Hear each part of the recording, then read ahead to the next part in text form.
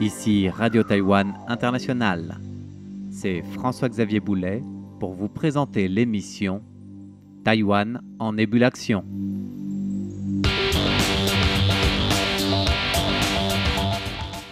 L'Institut national de recherche développement de sciences et technologies Zhongshan œuvre aux nouveaux équipements de l'armée taïwanaise. Et si nous en parlons cette semaine, c'est parce qu'il vient de présenter un centre d'intelligence alimenté par l'intelligence artificielle développé 100% à Taïwan et qui vise à faciliter le déploiement notamment de véhicules aériens sans pilote, donc des drones, sur les champs de bataille, mais aussi des drones sous-marins ou des blindés de l'armée de terre. Nous le savons, les drones sont une force essentielle et incontournable dans la guerre moderne.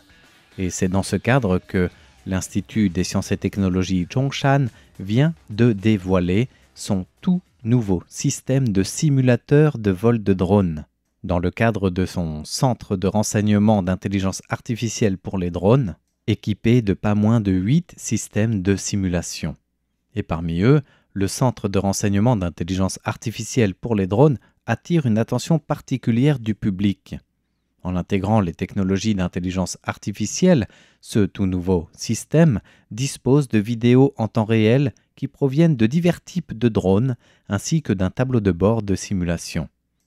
En dévoilant une partie de cette dernière avancée au public, une démonstration a même été faite sur le simulateur du drone Sharp Hawk, en suivant en temps réel des mouvements de navires de guerre chinois de type 052, toujours dans le cadre de cette simulation de champ de bataille.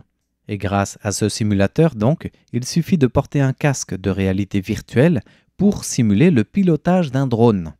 Bien sûr, il s'agit là que d'une partie émergée de l'iceberg du centre de renseignement d'intelligence artificielle développé pour la défense taïwanaise. Mais c'est important de savoir que ces centres d'intelligence artificielle de renseignement pour l'armée, même si c'est en mode de simulateur, ils constituent une importante force asymétrique pour l'armée et bien au-delà du seul pilotage des drones. Car en effet, comme nous le disions dans l'introduction, c'est au total pas moins de 8 systèmes de simulation qui sont en développement. Avions de chasse, hélicoptères, véhicules blindés, drones et j'en passe. Ce centre de renseignement d'intelligence artificielle ne se veut pas qu'un simple nouveau modèle de simulation d'un tableau de bord de situation pour le pilotage de drones. Il est aussi capable d'analyser et d'identifier en temps réel les images en flux continu. Nous l'aurons compris, ces développements visent à améliorer la formation des opérateurs de drones en même temps que de renforcer l'efficacité des opérations sur le terrain, notamment en améliorant l'intelligence, le renseignement et la gestion des données en temps réel. Ce centre de renseignement pour drones épaulé par l'intelligence artificielle est comme une plateforme avancée qui permet de faciliter le déploiement de drones sur un champ de bataille donné. Un système qui utilise l'intelligence artificielle donc pour traiter, analyser les images transmises par les drones, pour fournir aussi au centre de commandement en amont les informations cruciales en temps réel. Au niveau de son fonctionnement, la plateforme reçoit donc des images qui proviennent des différents types de drones qu'elle analyse en temps réel grâce à différentes technologies et modèles d'intelligence artificielle, que ce soit les boîtes de dialogue ou alors le système de type génératif. Ces images sont alors triées, stockées, indexées, ce qui permet une consultation rapide des données et réduit d'autant le besoin de travail humain pour accélérer la prise de décision dans le haut commandement. Au niveau des applications militaires, ce centre de renseignement tout nouveau s'avère prometteur puisqu'il permettra une meilleure prise de conscience de la situation pour le personnel au sol, facilitera en même temps les stratégies tactiques sur le terrain. L'intégration des drones achetés aux États-Unis de type MQ-9B doivent pouvoir intégrer cette plateforme dont la compatibilité a été étudiée et prise en compte, comme nous le détaille tout de suite Ye Chia-Fan, qui est le directeur de la division de recherche sur les systèmes aérospatiaux de l'Institut Zhongshan.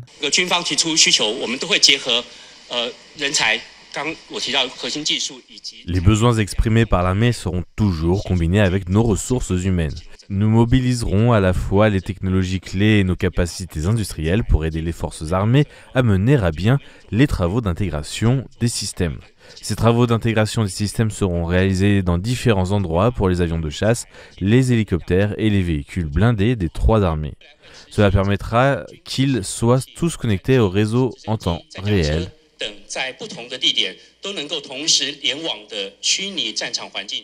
Concernant les drones militaires de fabrication taïwanaise, donc locale, Ye Jiafan a aussi indiqué que les modèles existants comme le Tong-1-2, le Zhueyuan-2 ou encore le Red Sparrow 3 ont tous achevé avec succès leurs évaluations et démonstrations auprès des différentes branches militaires. La production en série, le déploiement aussi, seront donc menés en fonction des besoins de la défense.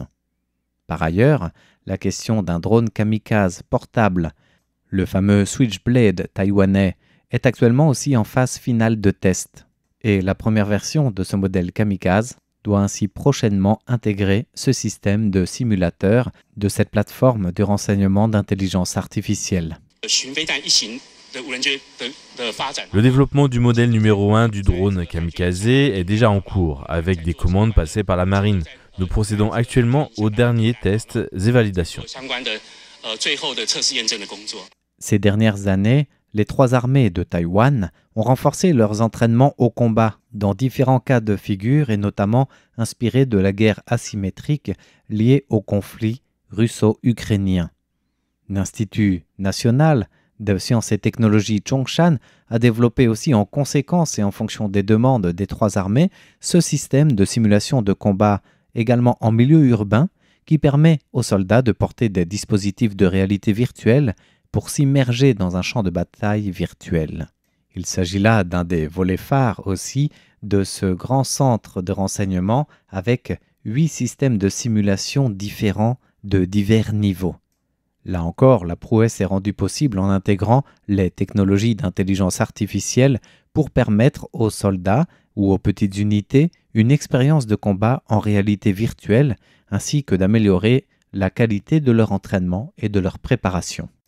Quant aux simulateurs de vol pour drones, qui nous intéressent particulièrement au niveau des technologies avancées dans le cadre de notre émission, ce que l'Institut de sciences et technologies Zhongshan met en avant, c'est surtout la capacité de recréer des scénarios de vol réalistes pour la formation des pilotes de drones et des opérateurs de charge utile, avec un tableau de bord numérique qualifié d'ultra-réaliste puisqu'il propose des images détaillées grâce à des caméras optiques et des instruments de vol visuels très réalistes.